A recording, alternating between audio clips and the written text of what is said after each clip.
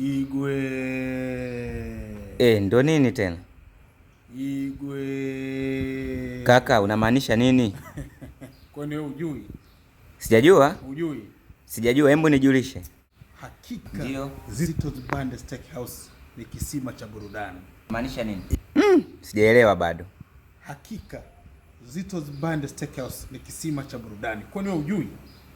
Sijajua, hebu nijulishe. Siku ya Jumatano hujaona? Nimeona. Siku ya Jumamosi hujaona? Nimeona. Siku ya Jumapili hujaona? Nimeona. Ilikuwa ni back to back. Nimeona. Umeona eh? Unamaanisha vibe. Ilikuwa ni vibe la back to back. Okay, kama watu wamepata burudani, roho inataka, roho inapenda na kumbe ulikuwa unamaanisha hivyo. Sasa hapo nimeanza kuelewa kwa sababu vibe kila mtu alishuhudia.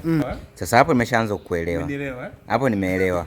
Sasa ndio ujue kwamba Zito's Band Steakhouse ni kisima cha burudani.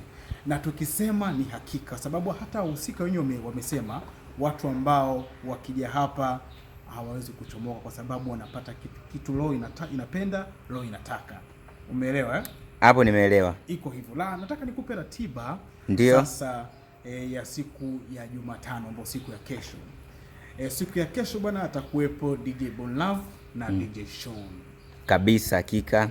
Yes, ndio. Sasa ratiba iko hivyo, wataanza kuanzia saa 10 kwenye big screen mpaka na kuendelea. Inategemea na vibe ila siku ya kesho itakuwaje, lakini naamini kabisa itakuwa ni vizuri zaidi kwa sababu hawa jamaa yani wanajua mpaka inakuwa shida yani. Umeona? Na kitu kingine nikwambie kitu kimoja. Ndio. Lazima uelewe ni kwamba hao jamaa wanafuata ratiba sana na wako on time. Akisema saa 10 imefika. Ya wewe namjua.